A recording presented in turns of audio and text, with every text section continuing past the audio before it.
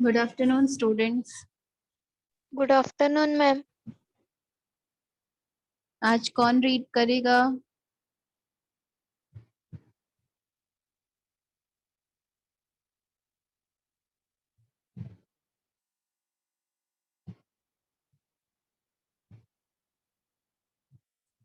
Gurjeet Kaur, read करिए बेटा।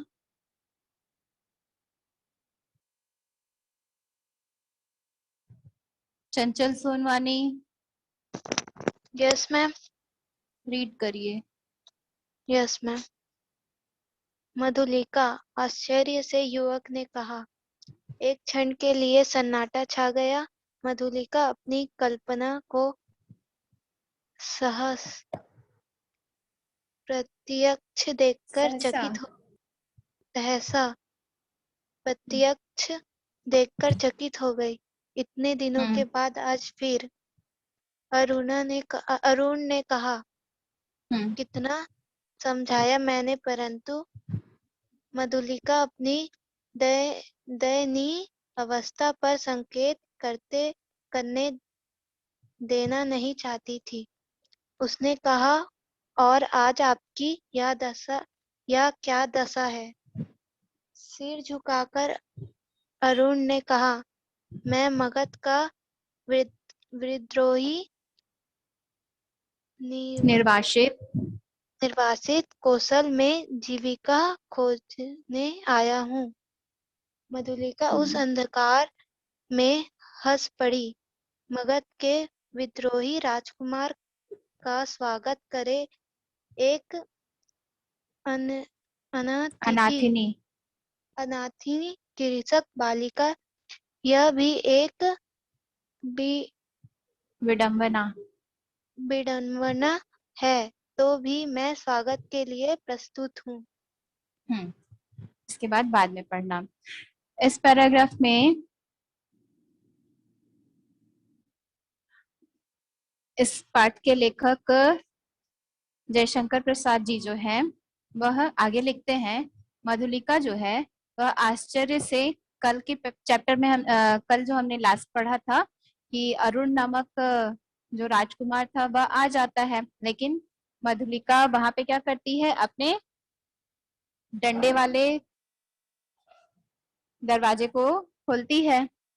उसे जब आहट होती है तो कोई है पथिक आया है विश्राम के लिए, तो वह अपना दरवाजा खोलती है।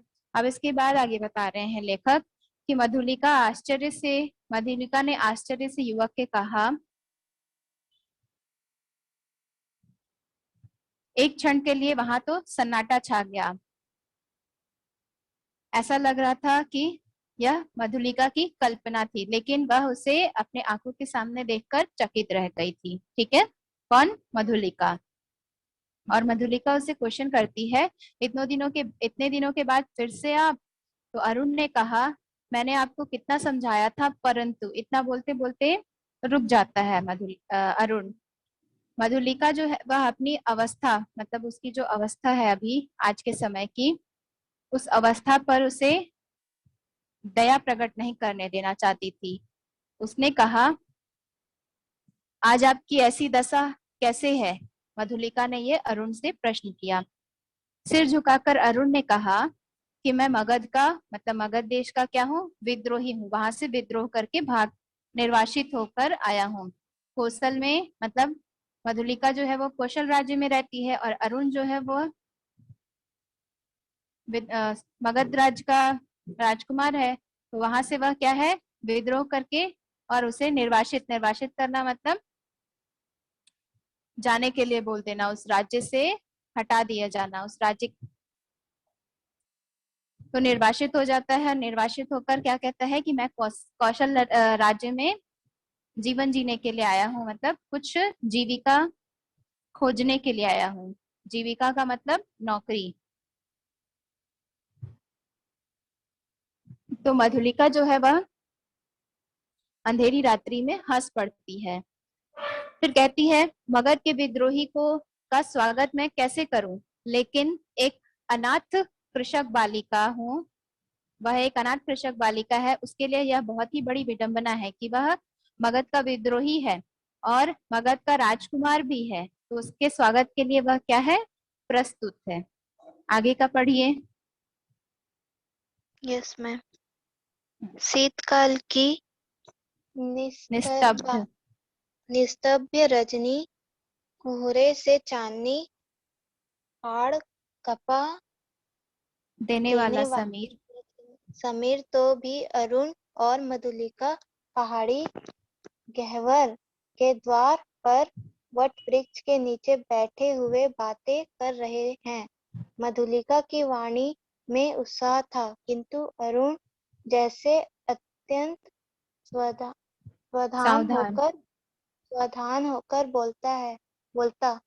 मधुलिका ने पूछा, जब तुम इतनी विपन्न अवस्था में हो तो फिर इतने सैनिक को साथ रखने की क्या आवश्यकता है? मधुलिका, बाहुबल ही तो वीरों की आजीविका है। ये मेरे जीवन मरण के साथी हैं। भला मैं इन्हें कैसे छोड़ देता, और कर, करता ही क्या? क्यों? हम लोग परिश्रम से कमाते और खाते हैं, तो तुम भूल ना करो, मैं अपने बाहुबल पर भरोसा करता हूँ। नए राज्य की स्थापना कर सकता हूँ। निराश क्यों हो जाऊं? अरुण अरुण के शब्दों में कंपन था।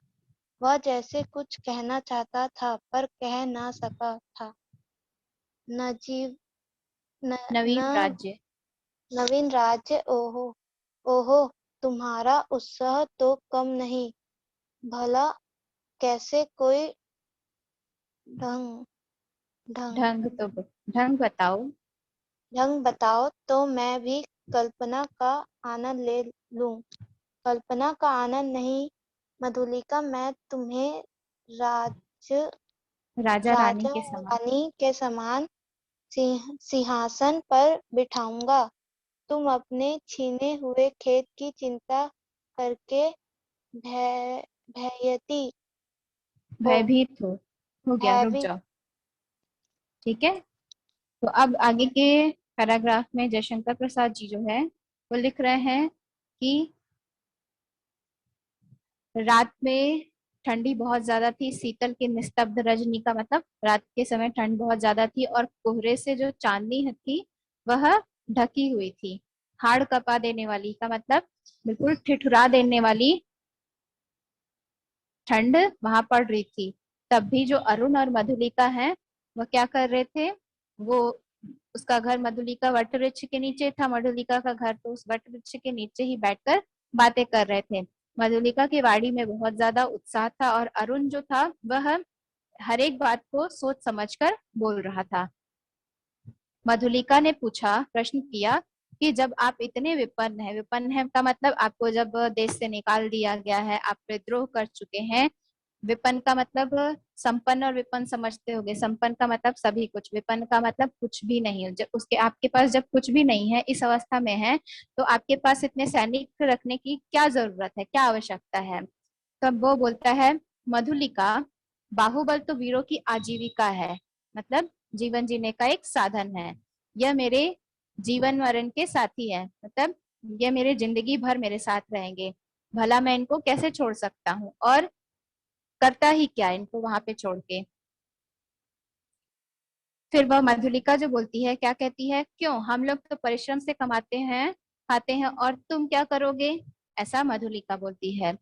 फिर उसके बाद जो अरुण कहता है वह कहता है कि भूल ना करो, मैं बाहुबल पर भरोसा करता हूँ। मतलब बाहुबल का मतलब उसके अंदर बहुत ज्यादा शक्ति है। ठीक है, वह मतलब अरुण जो है नए राज्य की स्थापना कर सकता है, ऐसा वह बोल रहा है। निराश, फिर मैं निराश क्यों हो जाऊं?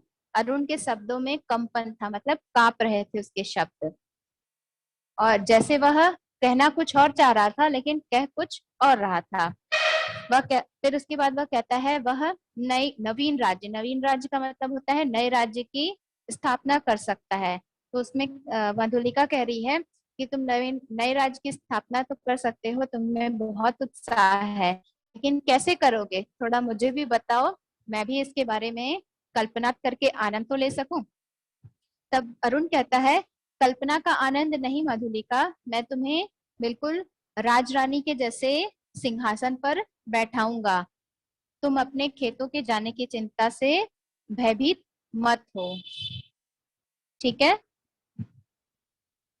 इसके बाद नेक्स्ट पैराग्राफ है हम लोग का ये लास्ट वाला। लास्ट वाला मीन्स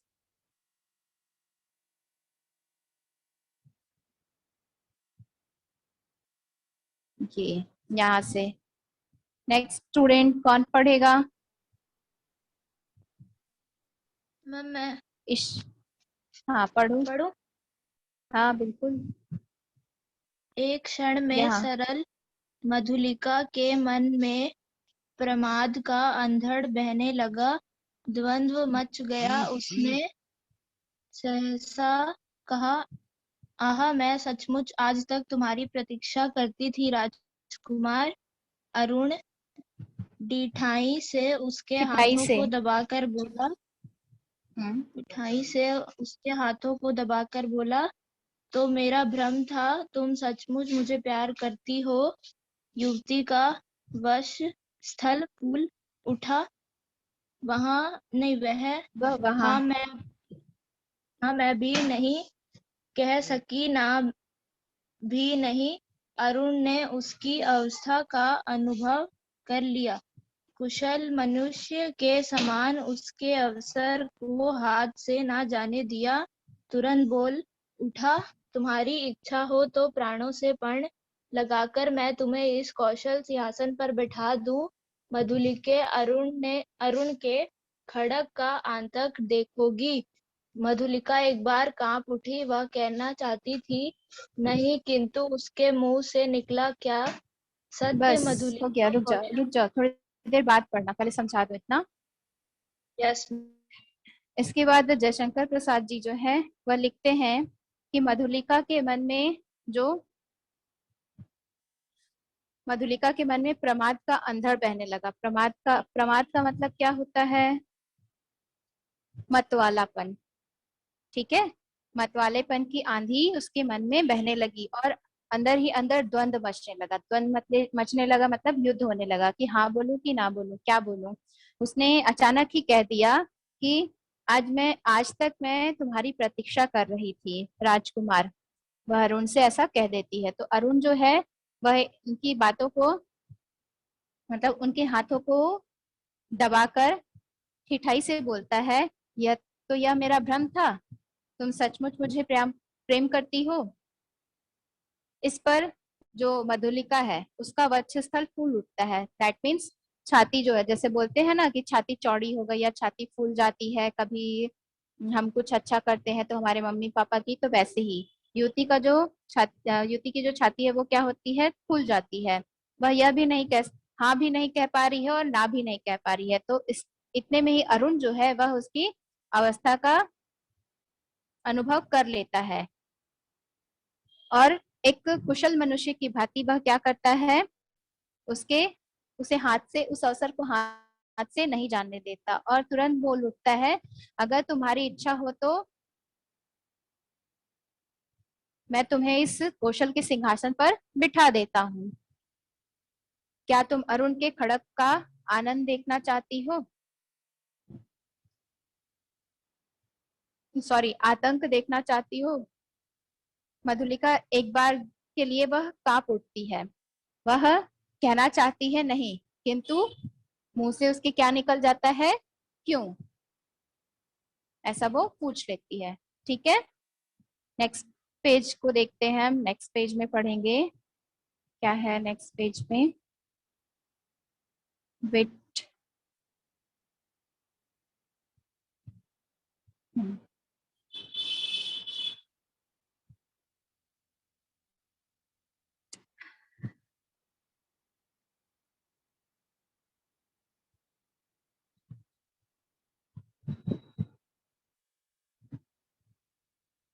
नेक्स्ट पेज में यहाँ से पढ़िए। कौन पढ़ेगा? जो भी पढ़ना चाहते हैं पढ़िए। Yes ma'am. सत्य मधुलिका, कौशल नरेश तभी से तुम्हारे लिए चिंतित है। यह मैं जानता हूँ, तुम्हारी साधारण सी प्रार्थना वे अस्वीकार ना करेंगे।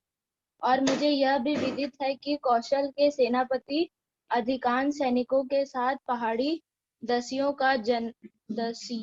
का दमन वतन करने के लिए बहुत दूर चले गए हैं। मधुलिका की आंखों के आगे बिजलियां हंसने लगी।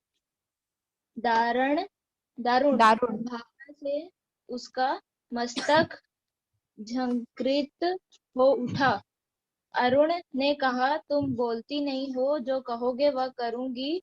मंत्रमुग्ध सी मंत्रमुग्ध सी मधुलिका ने कहा, स्वर्ण मंच पर कौशल नरेश निर्दित अवस्था में आंखें मुकुलित किए हैं। एक चामर धारिणी युवती पीछे खड़ी अपनी कलाई बड़ी कुशलता से घुमा रही है। चामर के शुभ आंदोलन उस कोष्ठ में धीरे धीरे संचालित हो रहे हैं।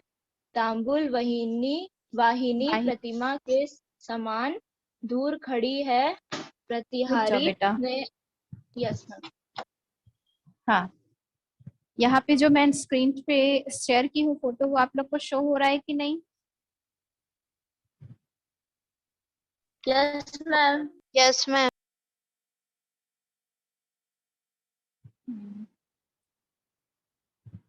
ठीक है, तो आगे जो है जयशंकर प्रसाद जी जो है वो लिखते हैं, जब वह मधुलिका बोलती है क्यों, तो कौशल मगध के नरेश अरुण कहते हैं, सत्य मधुलिका, यह सत्य है मधुलिका, कौशल नरेश तुम्हारे लिए अभी भी चिंतित है। मधुलिका जो है वह उनके दिए हुए पैसे नहीं लेती है, तो उस पर कहते हैं अरुण की मधुलिका, तुम्हारे लिए कौशल नरेश आज के समय में भी चिंतित है। मैं यह जानता हूँ, यह साधारण सी प्रार्थना वे अस्वीकार नहीं करेंगे। साधारण सी प्रार्थना है उनके लिए कि वो राजरानी, जैसे कि वह अभी बोल रहे थे कि मैं राजरानी की तरह तुम्हें उस सिंहासन पर बैठा सकता हूँ, तो इस पर कहते हैं अरुण कि वह ये तुम्हारी साधारण सी प्रार्थना वह अस्वीकार नहीं करेंगे, मतलब मना नहीं करेंगे। उन्हें यह ज्ञात है, विदित है का मतलब ज्ञात है, कि कौशल के सेनापति हैं वह अधिकांश सैनिकों को लेकर पहाड़ी पर दशाइयों मतलब डाकुओं का दमन करने मतलब खत्म करने के लिए बहुत दूर चले गए हुए हैं। मधुलिका के आंखों के सामने जो है आकाश में बिजली बहुत जोर से कड़कने लगती है और हंसने लगती है। बिजली जब कड़क रही है तो उसे ऐसा प्रतीत हो रहा है कि वह हंस रही है। दारुण भावना से उसका मस्तक जो है झंकृत हो उठता है। दारुण का मतलब दुखी, दुखी भावना से उसका मस्तिष्क जो है वह झंझोड़ता है। झंकृत का मतलब झंझोड़ता है। अरुण ने कहा, तुम बोलती नहीं हो, तो वह कहती है, मधुलिका, मैं जो कहूंगी वही करोगे? मंत्रमुग्ध सी मधुलिका ने ऐसा अरुण से कहा।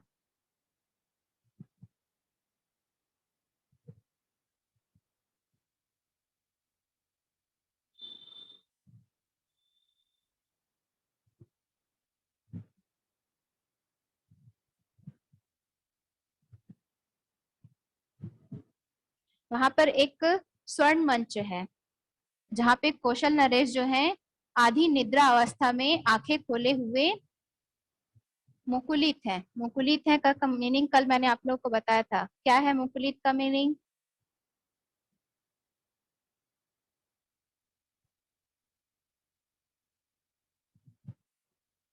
याद नहीं है?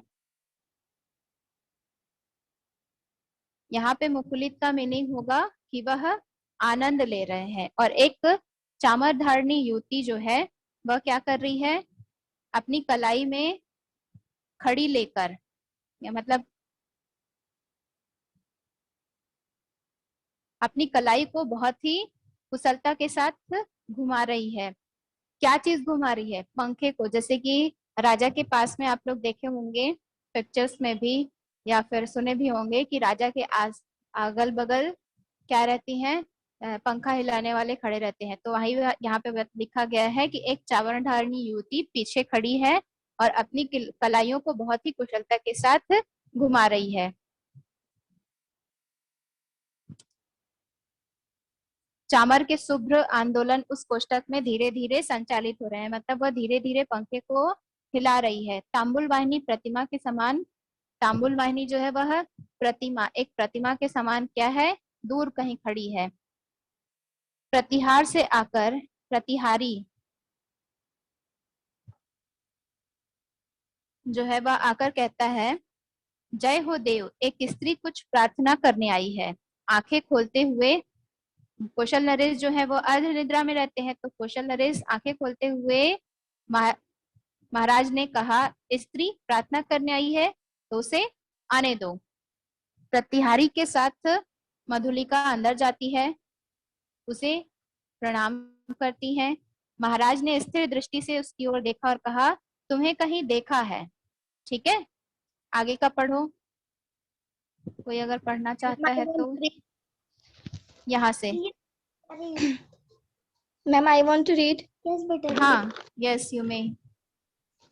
मैम कहाँ से? 3 बरस से ना? हाँ।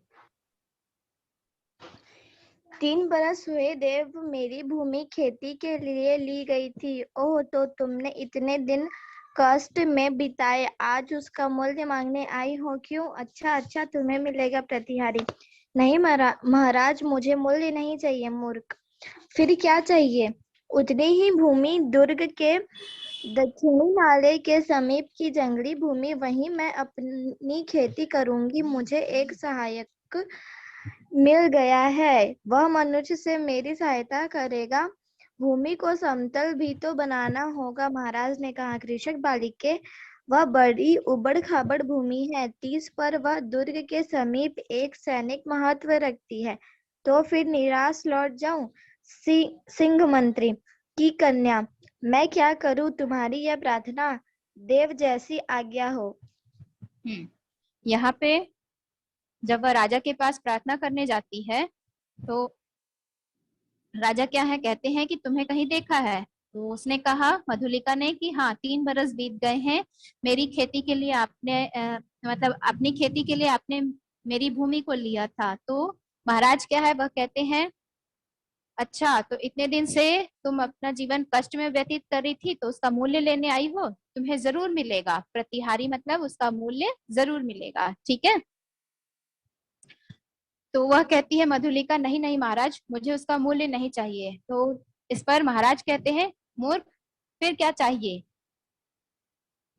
तब मधुलिका कहती है कि उतनी ही भूमि दुर्ग के दक्षिण, मतलब वहां पे दुर्ग, यहाँ पे राजा का जो महल है उसके दक्षिण में, वो बता रही है कि दुर्ग के दक्षिण नाले के समीप की जंगल की भूमि, वहीं पर वह खेती करना चाहती है। वह ऐसा कर रही है कि मैं वहीं खेती करना चाहती हूँ, तो मुझे उस जमीन को दे दिया जाए। और मुझे एक सहायक भी मिल गया है, और उसके साथ अन्य मनुष्य हैं जो मुझे उस भूमि को समतल करने में मेरी सहायता करेंगे। तब महाराज कहते हैं, कृषक बालिके, वह बहुत ही उबड़ खाबड़, मतलब ऊपर नीचे वाली भूमि है। जैसे कि हम कभी रोड पे चलते हैं तो कभी गड्ढा आता है, तो कभी समतल प्लेस आ जाता है, इस तरह से, तो उसको उबड़ खाबड़ बोला जाता है। उबड़ खाबड़ भूमि है। जिस तरह वह दुर्ग के समीप एक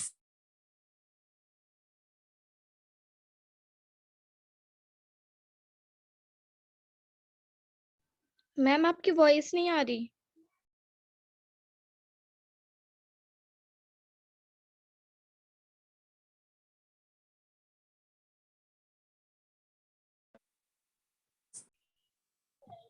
मैम वॉइस नहीं आ रही है।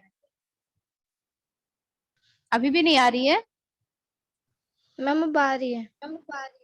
तो यहाँ पे देखिए, जो महाराज हैं वह क्या कहते हैं कि वह तो उबड़ खाबड़ जमीन है और दुर्ग के समीप सैनिकों का बहुत ही महत्व है। तो वह कहती है मधुलिका, तो क्या मैं यहाँ से खाली हाथ लौट जाऊं? तब महाराज कहते हैं, सिंह मित्र की कन्या, मैं क्या करूं? तुम्हारी यह प्रार्थना, तो मतलब तुम्हारी इस प्रार्थना का मैं क्या करूं? देव जैसी आज्ञा हो, मतलब मधुलिका कहती है आपकी जैसी आज्ञा हो वैसा ही करेंगे हम। ठीक है, क्लियर है इतना? Yes ma'am. Yes ma'am. Yes आगे मैम। ये चैप्टर आपका अभी 3 पेजेस और बचा हुआ है। ठीक है, तो इसको हम मंडे को कंटिन्यू करते हैं। Yes ma'am. Okay, have a good day. Bye ma'am, thank you ma'am. Thank you ma'am. Welcome.